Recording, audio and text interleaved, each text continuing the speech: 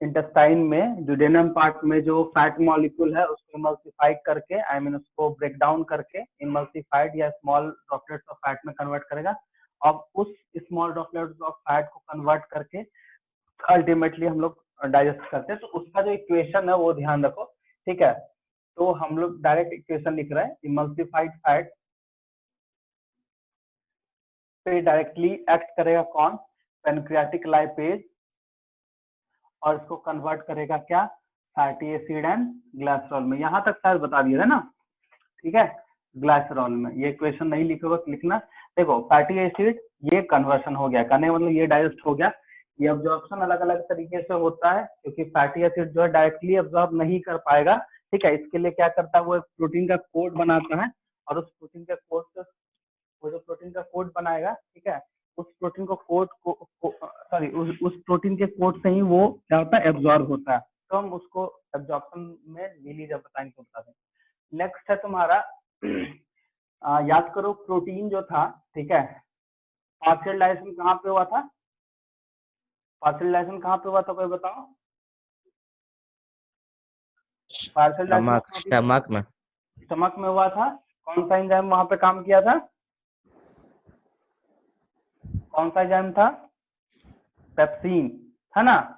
अब जब वो पार्शियल डाइजेशन, जब कंप्लीट डाइजेशन होने के लिए कहाँ पे आएगा, स्मॉल इंटेस्टाइन का ड्यूडेनम पार्ट में, मतलब कॉमन स्मॉल इंटेस्टाइन में, वहां पे जो पेनक्रियाटिक एंजाइम है उसमें से कौन सा, तो ट्रिप्सिन याद रखना, क्योंकि ट्रिप्सिन एक ऐसा एंजाइम है जो प्रोटीन को डाइजेस्ट करने में हेल्प करता है। ये कन्वर्ट करेगा एमिनो एसिड प्लस पेप्टाइड्स में। ये इसका सिंपल फॉर्म हो गया, ये इसका सिंपल फॉर्म हो गया। उसके बाद हम लोग लास्ट बचता है स्टार्च। ध्यान देना क्योंकि स्टार्च जो है वो कन्वर्ट होता है किसमें, किसमें कन्वर्ट होता है, माल्टोज में। बट यहाँ पे स्टार्च जो माल्टोज में कन्वर्ट हो रहा है तो एंजाइम का नाम क्या हो जाएगा, पैनक्रियाटिक एमाइलेज। एक चीज हमेशा ध्यान देना जो बताने वाले हैं कि पैनक्रियाटिक एमाइलेज जो होता है वो जो माल्टोज में कन्वर्ट करेगा, माल्टोज कभी भी उसका सिंपल फॉर्म नहीं है। सिंपल फॉर्म कहने का मतलब अभी ये कंप्लीट डाइजेशन नहीं हुआ है। याद करो स्लेवरी ग्लैंड जो माउथ में था, यही हम इक्वेशन यहाँ तक लिख के छोड़े थे, ठीक है। तो माल्टोज से अल्टीमेटली जो होता है वो एंजाइम, शुगर तो बहुत है, जैसे चीनी का जो है, शुगर जो हम खाते हैं उसमें लैक्टोज होता है, ठीक है। फल फ्रूट्स वगैरह में अलग अलग तरह का रहता है, से कनेक्ट हो जाएंगे। चलो कोई, तो हम क्या बता रहे थे कि स्टार्च जो है वो माल्टोज में कन्वर्ट होता है। तो maltose is a not a simple form, क्योंकि ये है तुम्हारा, अगर कार्बोहाइड्रेट का तुम कैटेगराइजेशन उसका पूरा अगर डिटेल में पढ़ोगे तो स्टार्च जो होता है वो पॉलीसेक्राइड है, जो कि बहुत ही ज्यादा कॉम्प्लेक्स फॉर्म है, ठीक है। तो पॉलीसेक्राइड्स है, इसके बाद ये माल्टोज में कन्वर्ट होता है। तो maltose is a disaccharide. Disaccharide जो वो इंटरमीडिएट फॉर्म है, कहने का मतलब ये भी सिंपल फॉर्म में नहीं हुआ। जब माल्टोज कंप्लीट ग्लूकोज में कन्वर्ट होगा, क्योंकि 2 यूनिट ग्लूकोज बन के ग्लूकोज प्लस ग्लूकोज में कन्वर्ट होता है, तभी माल्टोज का फॉर्मेशन होता है। माल्टोज जब ये 2 यूनिट ग्लूकोज बनेगा तब माल्टोज का फॉर्मेशन होगा। तो माल्टोज को बीसी में टूटना पड़ेगा, तभी इसको हम लोग बोलते हैं सिंपल शुगर। अब ये अल्टीमेटली क्या हुआ, यहाँ पे डाइजेस्ट हुआ। बट ध्यान रखना कि पेनक्रियाज से जो भी एंजाइम निकलेगा वो माल्टोज तक ही वो कर सकता है। अब क्या होगा, तो माल्टोज का फर्दर फिर डाइजेशन प्रोसेस होता है। तो उसके लिए इंटेस्टाइन में एक सेल है जो बहुत सारा एंजाइम निकलता है, कार्बोहाइड्रेट में जितना भी है सब एंजाइम को डाइजेस्ट करता है, उसको बोलते हैं सकस इंटेरिकस। सकस इंटेस्टेरिकस, या फिर इसको बोलते हैं इंटेस्टिनल जूस। इंटेस्टाइन से ही निकलता है, इसलिए इंटेस्टिनल जूस। हम लोग अभी तक क्या पढ़ रहे थे कि हर एक डाइजेशन के लिए, डाइजेस्टिव एंजाइम के लिए कोई ना कोई ग्लैंड है, बट इंटेस्टाइन ही, क्योंकि इंटेस्टाइन में एपिथेलियल लेयर होता है वहां पे, तो वो मॉडिफाई कर जाता है और वो रिलीज करता है एंजाइम या केमिकल। और बट यहाँ पे जो है वो एंजाइम रिलीज करेगा, जिसको कॉमनली सकस इंटेरिकस बोलते हैं और उसको इंटेस्टिनल जूस बोलते हैं। अब देखो यहाँ पे देखना, जैसे माल्टोज है, तब माल्टोज अब कन्वर्ट होगा ग्लूकोज में, ग्लूकोज प्लस ग्लूकोज, ऐसा है। तो ध्यान रखना ये जो ग्लूकोज प्लस ग्लूकोज में यहाँ तो कोई एंजाइम होगा, तो वो है माल्टेज एंजाइम। देखो माल्टेज, माल्टोज है तो माल्टेज एंजाइम, ठीक है। लैक्टोज होगा तो लैक्टेज एंजाइम। हम एंजाइम पूरा लिख देते हैं। पहले इसको ऊपर वाले को नोट करो, ये वाला चीज को नोट करो, ठीक है, स्टार्च वाला। उसके बाद हम इधर इधर हम लिख देते हैं इक्वेशन, तुमको समझ में आ जाएगा। नीचे वाला मत लिखना सकस, क्योंकि ये इंटेस्टिनल जूस करके अलग पॉइंट लिख के तुम फिर उसका इक्वेशन लिखोगे। हम लिख देते हैं पूरा इक्वेशन, 3-4 इक्वेशन है जो तुमको समझ में आ जाएगा।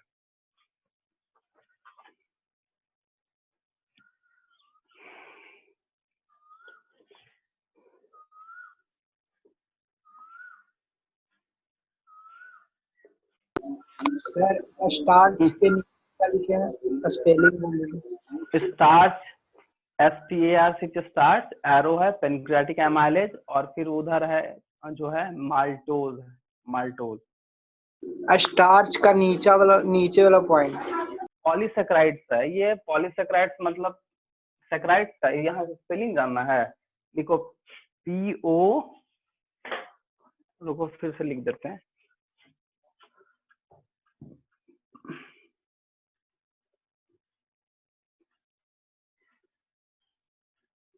पॉलीसेक्राइड्स।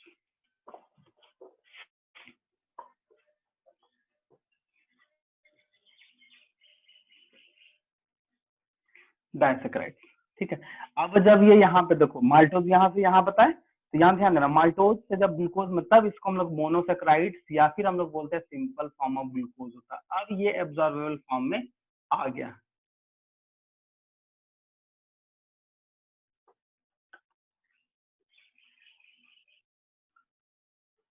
अब ये एब्जॉर्ब कर सकता है, ऐसा है। बट इसको यहाँ तक लिखो ना, हम फिर आगे लिख देते हैं कौन कौन सा एंजाइम क्या क्या काम करेगा।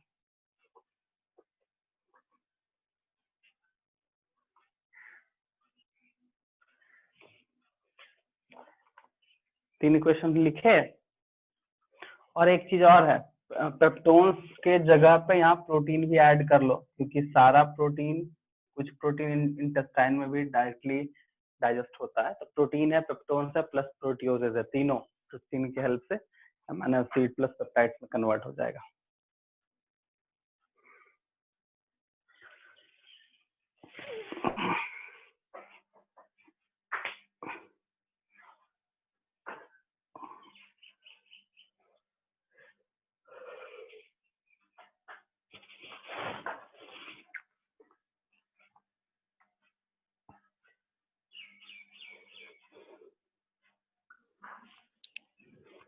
पेनक्रियाज के हेल्प से फंक्शन था। अब हम अभी बता रहे थे कि जो कार्बोहाइड्रेट्स होता है वो उसको हम लोग कंप्लीट ब्रेकडाउन नहीं कर पाते हैं, ठीक है। और उसको कंप्लीट ब्रेकडाउन होने के लिए, आई मीन करवाने के लिए, स्पेशल टाइप का जो इंटेस्टिनल जूस है वो रिलीज होता है।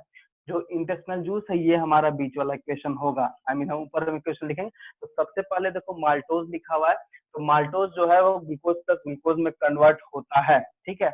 हम माल्टोज के बाद, क्योंकि ये टॉपिक तुम यही डालोगे और ये पहला क्वेश्चन ये लिखोगे, और ऊपर में जो है जिसका हम लैक्टोज लिखे हैं, ठीक है। लैक्टोज जो है वो लैक्टेज एंजाइम है, उसके हेल्प से वो कन्वर्ट होगा, और वो है ग्लूकोज प्लस गैलेक्टोज। ये इसका सिंपल फॉर्म हो गया, ठीक है। माल्टोज है, ग्लूकोज,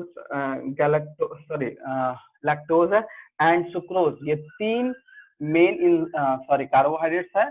जो ये डाइसेक्राइड्स है, ये फिर मोनोसेक्सेस एंड सिंपल फॉर्म है। इसके लिए भी जो एंजाइम है वो सुक्रेज ही होगा, और इसमें जो कन्वर्ट होगा वो ग्लूकोज प्लस फ्रुक्टोज है, ग्लूकोज प्लस फ्रुक्टोज है, ठीक है। यही है तुम्हारा तीन, जो कि मेनली कार्बोहाइड्रेट्स को कन्वर्ट करता है। मतलब हम क्या बताएं, कन्वर्ट होगा, या लैक्टोज शुगर है, सुक्रोज शुगर है, ये सब जो ये इधर सिंपल फॉर्म आ गया। अब जो ये साइड में सिंपल फॉर्म लिखे, यही एब्जॉर्ब हो सकता है। अगर कोई बोलेगा कि नहीं ये माल्टोज ये सब है, ये एब्जॉर्ब नहीं हो सकता, क्योंकि ये डाइसेक्राइड फॉर्म होता है। इसको नोट करो जल्दी से, ठीक है। और ध्यान रखना कि हम जो सकस एंट्रिकस बोल रहे हैं, अगर पूछेगा सकस एंट्रिकस क्या है, तो इट इज इंटेस्टाइनल जूस, जो कि इंटेस्टाइन में ही प्रेजेंट होता है, स्मॉल इंटेस्टाइन में जो होता है ड्यूडेनम में का ही जो वॉल है वहीं से सिक्रीट होता है। ये बनता कैसे, तो ये याद रखना कि इपिथेलियल लेयर, क्योंकि हर एक टिश्यू का मतलब हमारा जो पूरा बॉडी वो टिश्यू से बना है, और हर एक हॉलो ऑर्गन में, मस्कुलर ऑर्गन में इपिथेलियल टिश्यू होता है, और वही इपिथेलियल टिश्यू का जो है वो मॉडिफिकेशन पार्ट है जिसको हम लोग इंटेस्टिनल जूस बोले हैं। ठीक है, इसको ध्यान रखना।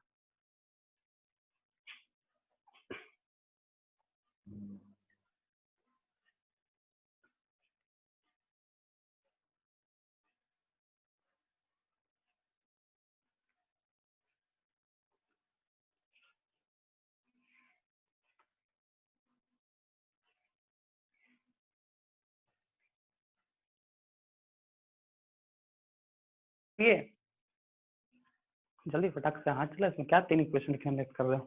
हाँ सर, हो गया ना, चलो ठीक है। अब जो है ये तुम्हारा मैकेनिज्म ऑफ डाइजेशन जो है वो कंप्लीट हुआ। कहाँ क्या होता है, कैसे होता है, सब समझ गए, एंजाइम वगैरह।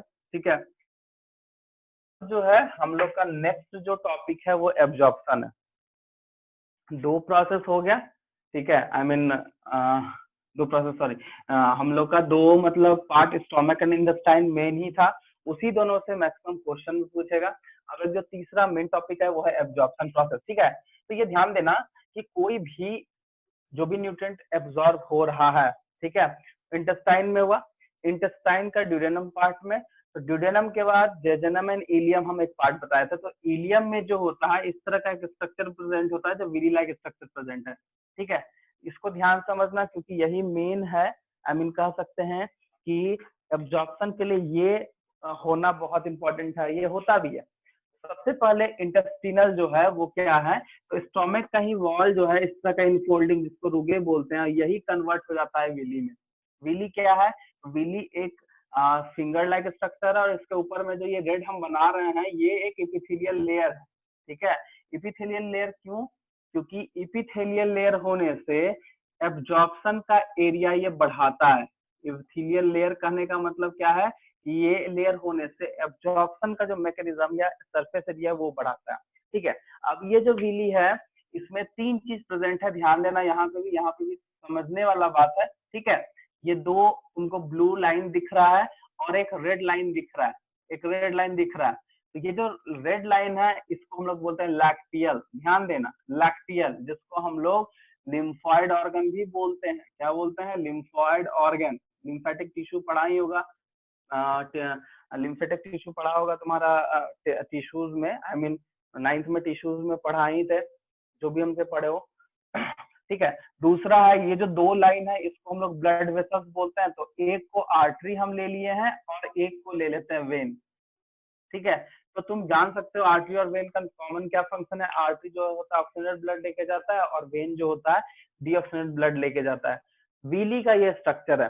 सबसे फर्स्ट में हम क्या बताया कि ये एक लेयर जो फिंगर लाइक प्रोजेक्शन है इसको हम लोग विली बोलेंगे। इसके ऊपर में जो है एक इपिथेलियल लेयर होता है जिसका काम होता है एब्जॉर्प्शन का एरिया को बढ़ाना। बट ध्यान रखना मेरे पास 3 न्यूट्रिएंट है, अभी हम बता रहे थे 3 न्यूट्रिएंट में कौन कौन, प्रोटीन है जो कि सिंपल फॉर्म में कन्वर्ट कर चुके हैं, amino acid and peptide. Sir, हाँ सर, हाँ बोलो बोलो। सर सेक्रोज वाला फिर से बता दीजिए ना, नेटवर्क। सर सेक्रोज वाला फिर से बता दीजिए ना, नेटवर्क के कारण कुछ दिखा नहीं था।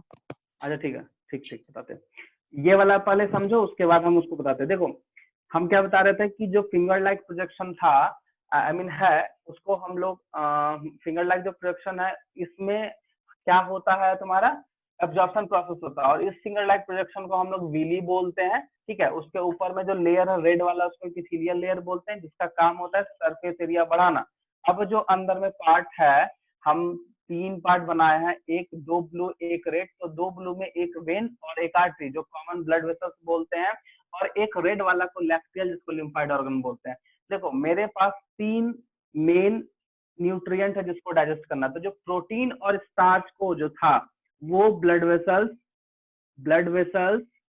क्या करेगा, उसको एब्जॉर्ब करेगा। लेकिन फैट मॉलिक्यूल के लिए थोड़ा मुश्किल था। हम अभी तुरंत बताया कि फैट मॉलिक्यूल हो भी गया है, इसके ऊपर में एक प्रोटीन का लेयर चढ़ाता है। अब ये प्रोटीन का लेयर चढ़ेगा तो ब्लड वेसल्स में कभी भी एब्जॉर्प्शन प्रोसेस नहीं होगा किसका, फैट का। इसके लिए रिस्पॉन्सिबल होता है लैक्टियल, जो कि लिम्फाइड ऑर्गन है। समझ में आया? हम क्या बोले, फिर से बोल रहे हैं कि फैट जो न्यूट्रिएंट होता है उस वो ब्लड वेसल्स में नहीं एब्जॉर्ब होगा, तो उसके लिए वहां पे एक लैक्टियल एक अलग से पार्ट होता है, जिसको वो जो लिम्फाइड ऑर्गन का पार्ट है या लिम्फाइड ऑर्गन बोलते भी है उसको, वहीं पे फैट का एब्जॉर्प्शन होता है। और फैट विदाउट प्रोटीन जो लेयर है अगर उसको नहीं वहां पे चढ़ाएगा तब तक वो एब्जॉर्ब नहीं कर पाएगा। यही है तुम्हारा मैकेनिज्म।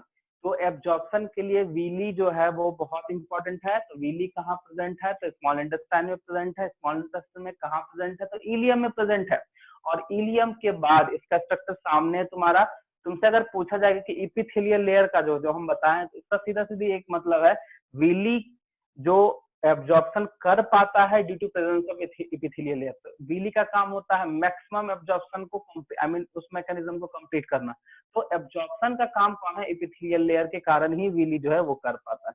बाकी बात यही है कि प्रोटीन और स्टार्च ब्लड वेसल उसको एब्जॉर्ब करेगा। और फैट जो होता है लैक्टियल बार बार बोले, लैक्टियल जो है लिम्फाइड ऑर्गन है, वो उसको एब्जॉर्ब करने का काम करता है। अगर तुमसे पूछ दे कि ब्लड वेसल्स आर्टरी में न्यूट्रिएंट का जो है वो एब्जॉर्प्शन किस किस न्यूट्रिएंट का होता है, ध्यान रखना, प्रोटीन एंड स्टार्च का। लिखता भी है कहीं कहीं कि all nutrients are absorb by villi, sorry blood vessels in villi, but except fat.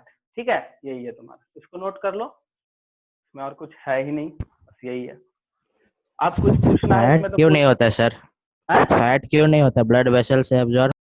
नहीं कर पाएगा वो फैट को डायरेक्टली जो है ब्लड वेसल्स नहीं कर पाता है। ठीक है, लैक्टियल भी जो होता है ना, लैक्टियल भी इसको पहले जब तक कन्वर्ट नहीं करेगा। देखो फैट में हम क्या बताए, यहाँ पे ध्यान दो, फैट में हम क्या बताए कि वो प्रोटीन का लेयर बनाएगा तभी उसको एब्जॉर्ब कर पाएगा, जिसको माइसिली बोलते हैं। क्या बोलते हैं, माइसिली। तो ये जो लेयर चढ़ाएगा तभी वो कर पाएगा, नहीं तो नहीं कर पाएगा।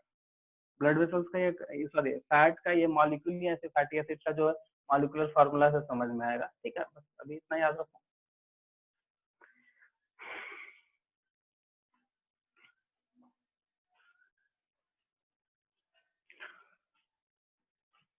देखो एक चीज हमेशा ध्यान रखो, ठीक है, कि इसका एक और कंक्लूजन ये है कि प्रोटीन जो होता है और स्टार्च जो होता है और फैट होता है, एब्जॉर्ब करने का मतलब वो इनटेक करेगा, अंदर लेगा, तो उसके लिए रिसेप्टर प्रोटीन है। तो ब्लड वेसल्स का आर्टरी में उस तरह का कोई भी मैकेनिज्म नहीं हो पाता जो फैटी एसिड्स को वो कंप्लीट एब्जॉर्ब कर रहा है, तो वो उसके लिए लैक्टियल प्रेजेंट है। और लिम्फाइड ऑर्गन पूरे बॉडी में प्रेजेंट होता है, वो सेकेंडरी इम्यून सिस्टम एक तरह का है ना, तो वो काम करता है। ठीक है,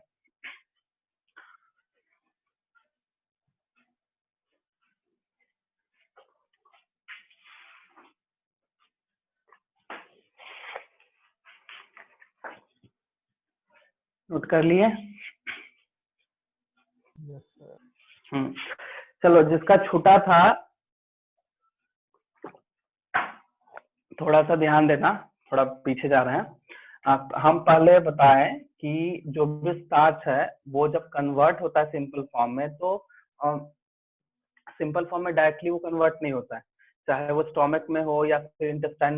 देखो एक चीज हमेशा ध्यान रखना कि स्टोमक में भी डाइजेशन होता है, बट बहुत ही स्मॉल अमाउंट में, इसलिए हम वहाँ पे हम लोग पढ़ते नहीं। वहाँ पे बहुत उसको नेग्लेक्ट कर देता है, बट इस स्मॉल इंटेस्टाइन में ही कम्प्लीटली हो पाता है।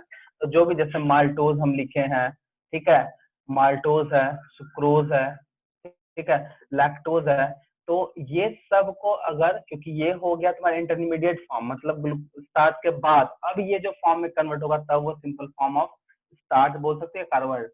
तो माल्टोज जो कन्वर्ट होता है 2 यूनिट्स ऑफ ग्लूकोज में, 2 यूनिट्स ऑफ ग्लूकोज करने में ग्लूकोज प्लस ग्लूकोज, उसके लिए जो एंजाइम है वो माल्टोज है, सॉरी माल्टेज है।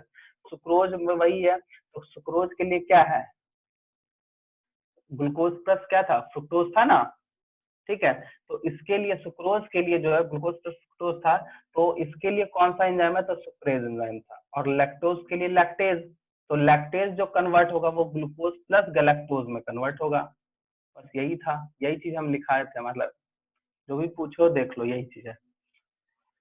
विली का लिख लो, बाकी बाद अगर जो पूछा था सुक्रोज का सामने है वो हम बता दिए हैं।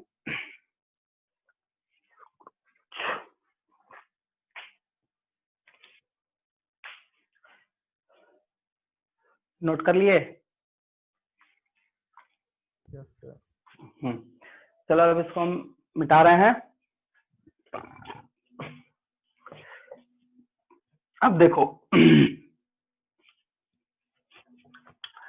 नेक्स्ट देखो, जो जो इम्पोर्टेंट चीज था stomach, intestine and villi, absorption, ठीक है।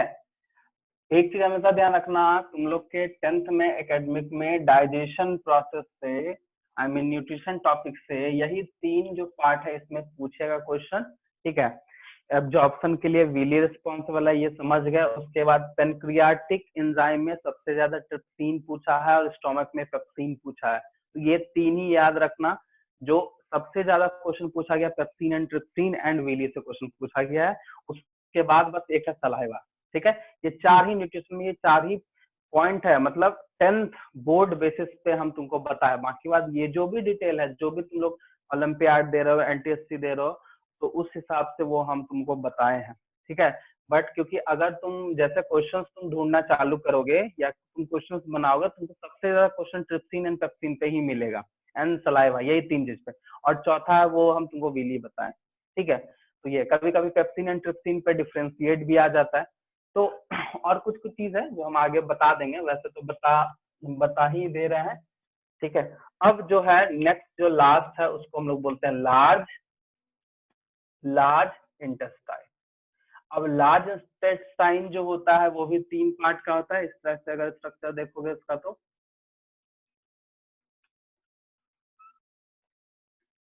ये स्ट्रक्चर है,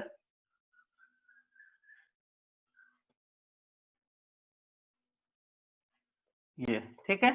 तो ध्यान देना कि ये जो है स्मॉल इंटेस्टाइन से लार्ज इंटेस्टाइन जो कनेक्ट करता है उसको हम लोग बोलते हैं सिक्कम, ठीक है। ये होता है कोलोन। तो कोलोन भी याद रखना, ये है, ये नीचे से ऊपर जा रहा है, असेंडिंग या डिसेंडिंग, बताओ? असेंडिंग होगा ना जी, ये नीचे से ऊपर आएगा तो यहाँ डिसेंडिंग, तो यहाँ डिसेंडिंग कोलोन और यहाँ असेंडिंग कोलोन, ये नाम है बस याद रखना। और ये होता है ट्रांसवर्स कोलोन, ठीक है।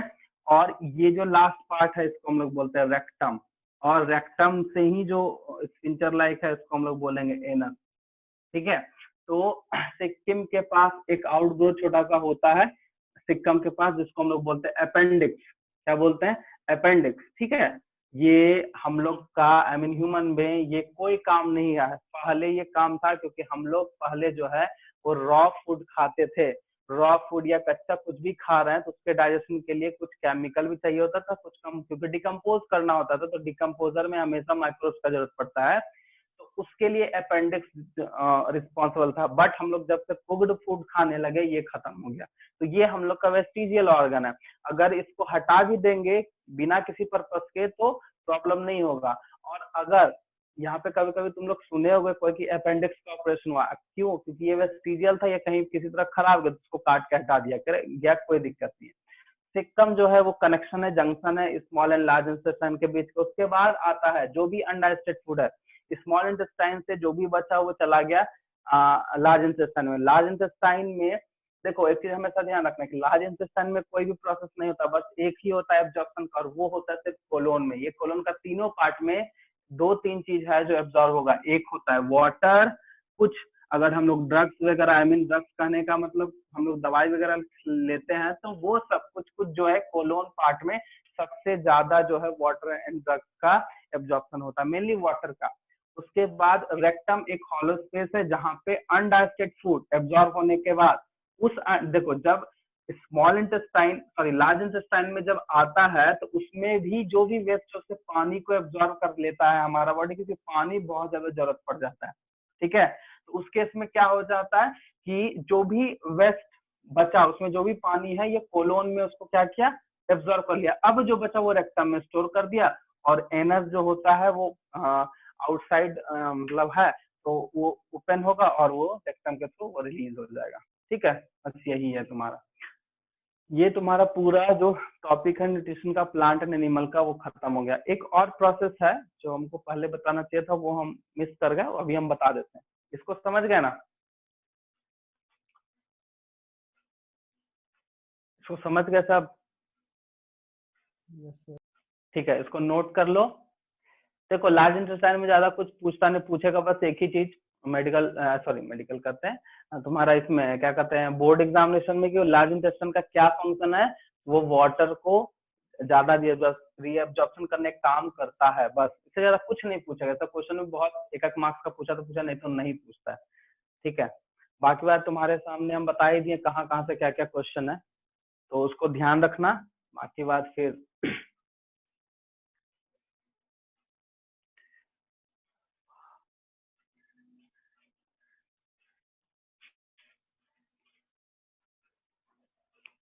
नोट कर ले हुए तो बताना, ठीक है। उसके बाद फिर हम एक चीज बता देते हैं जो कि हमको पहले ही बताना चाहिए था, वो भूल गए। वो एक मैकेनिज्म है, क्योंकि जो भी न्यूट्रिशन का मैकेनिज्म कंप्लीट होता है वो 5 स्टेप में कंप्लीट होता है, वो स्टेप बता देते हैं। ठीक है,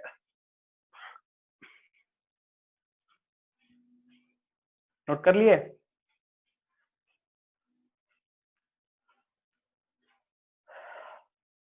नोट कर लिए ना? Yes sir. ठीक है, अब देखो ये तुम्हारा न्यूट्रिशन कंप्लीट हो गया, इसमें से कुछ प्रॉब्लम तो नहीं होना चाहिए, जहां तक कोशिश है समझाने का समझा दिए। देखो सबसे फर्स्ट में हम जो बोले न्यूट्रिशन जो है वो एक प्रोसेस, मतलब 5 स्टेप में कंप्लीट होता है, वो हम मैकेनिज्म वो प्रोसेस नहीं होता। तो पहला जो प्रोसेस है वो इंजेशन है, ठीक है। तो इंजेशन में क्या होता है, तो इनटेक ऑफ फूड, ठीक है। दूसरा क्या हो जाएगा, डाइजेशन प्रोसेस, ठीक है। तो डाइजेशन का मतलब food convert complex to simple, convert complex to simple form में, ठीक है। With the help of certain enzyme के रिस्पॉन्सिबल है, इसको ध्यान रखना, सर्टेन एंजाइम। तीसरा जो प्रोसेस है वो था एब्जॉर्प्शन, ठीक है। एब्जॉर्ब्ड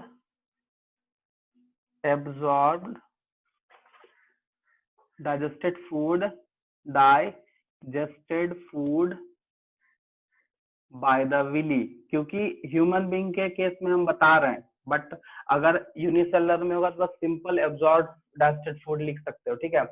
चौथा है एसिमिलेशन। तो एसिमिलेशन का मतलब क्या होता है, एसिमिलेशन का मतलब होता है रिमूवल ऑफ डाइजेस्टेड फूड। और चौथा है इजेक्शन, ठीक है। इजेशन बोलते हैं, इजेशन। तो सॉरी गलत हो गया। इसमें इजेशन में होगा रिमूवल ऑफ डाइजेस्टेड, अरे क्या लिख रहे हैं, देखो रिमूवल ऑफ अनडाइजेस्टेड फूड, ठीक है। और एसिमिलेशन में क्या हो जाएगा, तो यूटिलाइजेशन ऑफ डाइजेस्टेड फूड।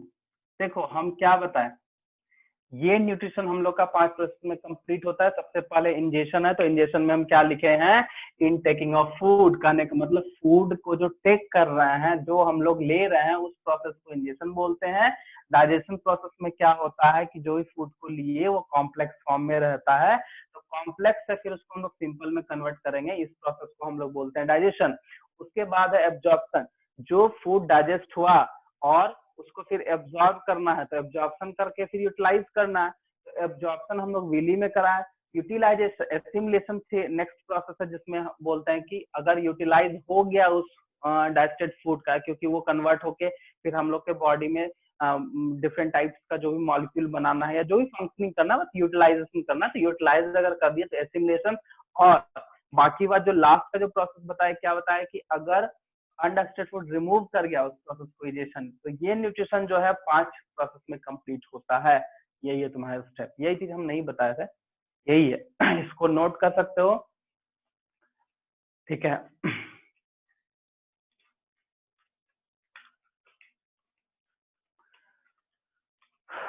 तुम्हारा जो चैप्टर है, I mean unit, sorry chapter बोल रहे हैं, टॉपिक जो है न्यूट्रिशन का टॉपिक प्लांट का एंड एनिमल का, ये दोनों का कंप्लीट करा दिए। अगर किसी को कुछ प्रॉब्लम अभी भी है पूछ सकते हो, एक बायो कैटलिस्ट है वो बता देते हैं, और अगर कुछ प्रॉब्लम है तो दे सकते हो, ठीक है, समझे।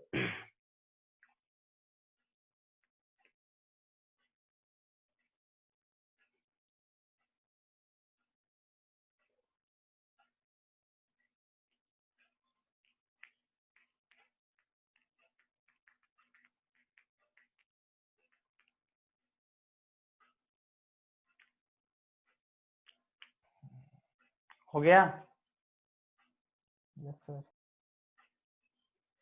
समझ जाना, थोड़ा शॉर्ट मारे हैं। Convert complex form to simple form with the help of certain enzyme, ये सब ध्यान रखना थोड़ा, ठीक है। चलो ये चीज हो गया। अब देखो मिटाएं। Yes sir. अब जो है एक लास्ट कोई पूछा था बायो कैटलिस्ट। देखो बायो कैटलिस्ट कहने का मतलब क्या है कि एक ऐसा केमिकल रिएक्शन, सॉरी एक ऐसा केमिकल, ठीक है, जो कि किसी भी केमिकल रिएक्शन को फास्ट करने में हेल्प करता है।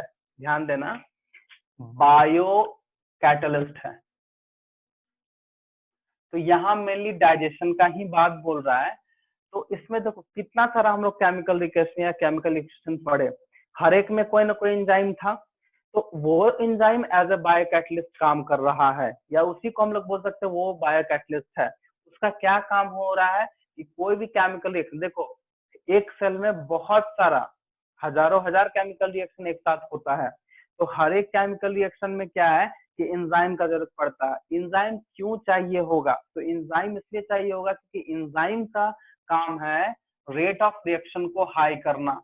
एंजाइम का काम है रेट ऑफ रिएक्शन को क्या करेगा, हाई कर देगा, हाई रेट ऑफ रिएक्शन कर सकता है ये। अगर मान लिया जाए सपोज दैट कि हम लोग खाना खा रहे हैं और हम लोग का डाइजेशन बहुत लेट से हो रहा है, या फिर मान लिया जाए एंजाइम नहीं होता, तो सोचो अभी का जो खाना है वो 4 से 5 घंटा में डाइजेस्ट हो जा रहा है एंजाइम की वजह से। हो सकता है अगर ये नहीं रहता तो ये 8 घंटा 10 घंटा भी लग सकता था। तो जो भी काम है देखो 8 से 10 घंटा, ये मतलब सपोज करो 10 घंटा लगता, ठीक है, और एंजाइम के हेल्प से ये 5 घंटा में हो रहा है, देखो केमिकल रिएक्शन को फास्ट कर रहा है तब ना। तो इसीलिए इसको बायो कैटलिस्ट, यही रीजन बोलता है क्योंकि बायो कैटलिस्ट यहाँ पे एज ए एंजाइम हम बोल ले रहे हैं। और एंजाइम जो होता है किसी भी केमिकल रिएक्शन में, कुछ भी तुम देख लो, केमिकल रिएक्शन करने का मतलब अभी रेस्पिरेशन पढ़ेंगे उसमें भी एक ग्लाइकोलाइसिस आएगा, वहां भी एंजाइम काम करता है। तो हर एक जगह पे एंजाइम काम कर रहा है केमिकल रिएक्शन में, ताकि उसके रेट ऑफ रिएक्शन को फास्ट कर पाए। और यही रेट ऑफ रिएक्शन को फास्ट जो करता है, उसी प्रोसेस आई मीन उसी प्रॉपर्टी को हम लोग बोलते हैं बायो कैटलिस्ट है। बस यही चीज है, यही है तुम्हारा, ठीक है।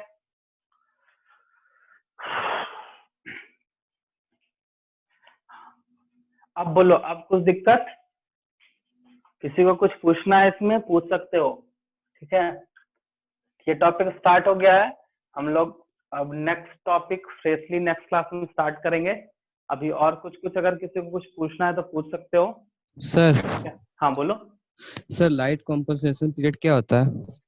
Light compensation period, light compensation period जो लाइट रिएक्शन में होगा, वो जो लाइट कॉम्पनसेशन पीरियड में क्या है कि तुम्हारा उस पीरियड में तुम्हारा जो भी प्लांट प्रोडक्शन, अच्छा लाइट रिएक्शन समझे,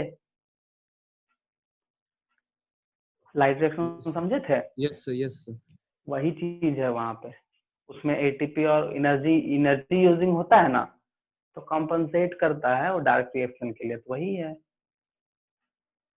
वो जो एनर्जी रिलीज हो रहा है वो एनर्जी काम आ जाता है डार्क रिएक्शन में। तो जो फॉर्मेशन ऑफ एसिमिलेटरी पावर है उसी को हम लोग बोल रहे हैं वहां पे कॉम्पनसेशन पीरियड, वही होता है, ठीक है। और कुछ? Yes, sir. इसमें और कुछ पूछना है? देखो एक चीज तुम लोग को और बताते हैं, फोटोसिंथेसिस में जो लाइट एंड डार्क रिएक्शन हम लोग पढ़े हैं उसमें बहुत सारे स्टेप्स हैं, ठीक है। जैसे स्टेप कहने का मतलब होता है उसमें फोटो सिस्टम भी काम करता है, जैसे PS1 है, PS2 है, ठीक है। उसके बाद फिर Krebs cycle, sorry Calvin cycle है, उसका C4 साइकिल है, बहुत लंबा प्रोसेस है, ठीक है। तो अभी क्या है, बस लाइट एंड डार्क बता दिया है, but light and dark reaction दोनों में जो होता है ना, सिस्टम काम करता है। सिस्टम में PS1 जैसे रहेगा, PS2 रहेगा, जो भी सिस्टम रहेगा पहले क्लोरोफिल को एक्सेप्ट करेगा, फिर उसको किसी मॉलिक्यूल के थ्रू आगे भेजेगा, फिर उसमें से इलेक्ट्रॉन ट्रांसपोर्ट करेगा। देखो इलेक्ट्रॉन एज ए एनर्जी काम करता था, वो बताए हम पहले, फोर्टिलाइजर ऑफ वाटर होने के बाद जो हुआ, तो इलेक्ट्रॉन प्रोटॉन वहां काम करा एनर्जी, लेकिन ये इलेक्ट्रॉन को भेजता कौन है, तो उसके लिए ATC सिस्टम है, तो बहुत लंबा मैकेनिज्म है। बट अभी इतना ही है, इसीलिए कॉम्पनसेशन पीरियड नहीं बताए थे, और कोई बात नहीं। तो वहां पे हम लोग को एग्जैक्टली पता चलता है कि कौन कहाँ पे क्या। इसी में देखो अब फोटोसिंथेसिस में अगर तुम पढ़ोगे आगे तो नॉन साइक्लिक रिएक्शन है, साइक्लिक रिएक्शन है, ठीक है। नॉन साइक्लिक में दोनों सिस्टम काम आ जाएगा और साइक्लिक में वन सिस्टम काम आएगा, तो अलग अलग मैकेनिज्म है, ठीक है।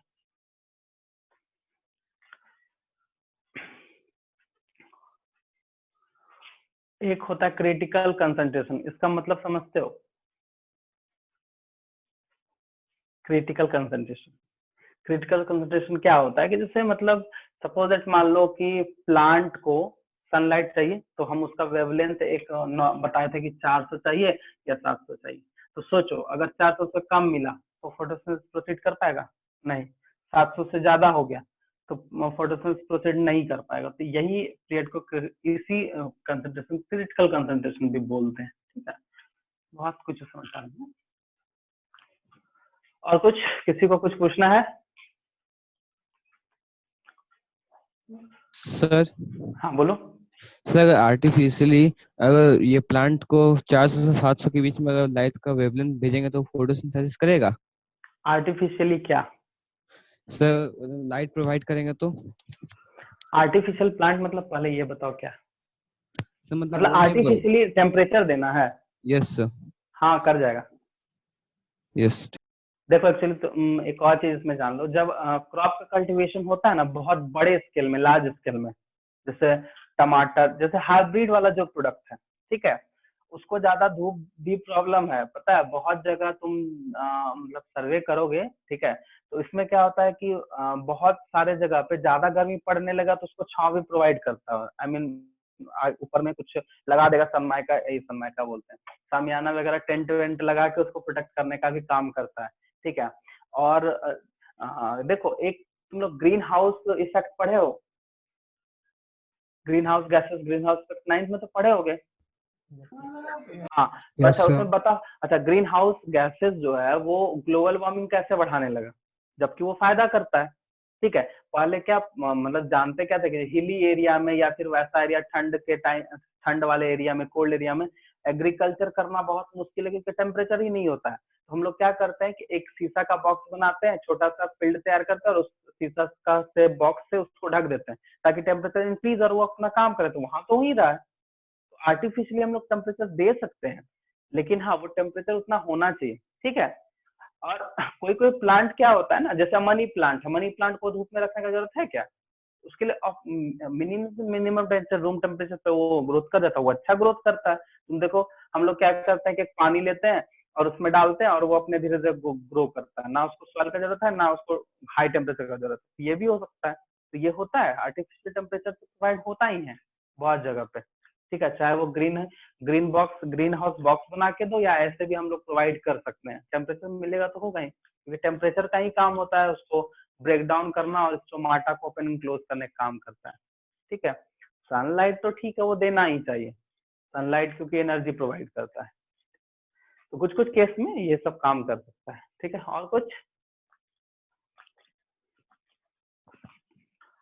और कुछ पूछना है किसी को?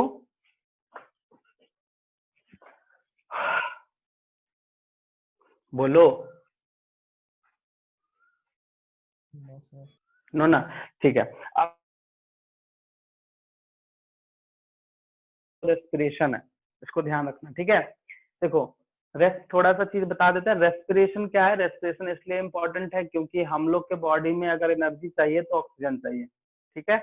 और ऑक्सीजन के लिए रेस्पिरेशन प्रोसेस हम लोग करते हैं। रेस्पिरेशन में कौन मैकेनिज्म होता है, तो ब्रीदिंग मैकेनिज्म होता है, तो इसको ध्यान रखना, ठीक है।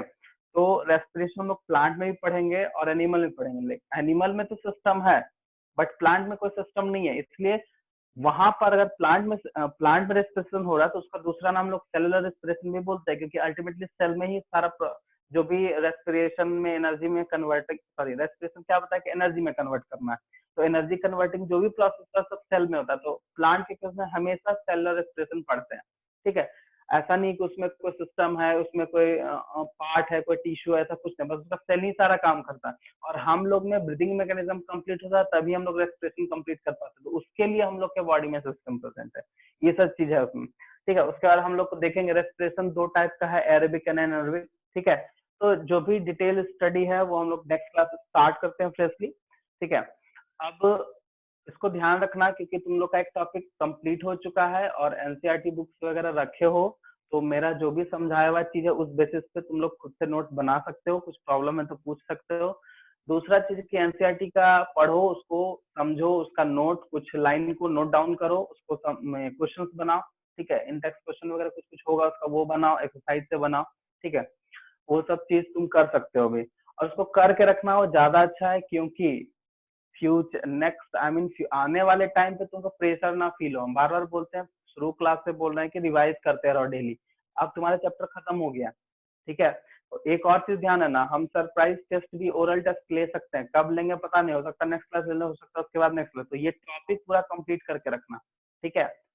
और डाउट वगैरह जो भी हो पूछो, उसके लिए तो कोई मना नहीं किए। तो आज का क्लास यहीं पे लीव करते हैं और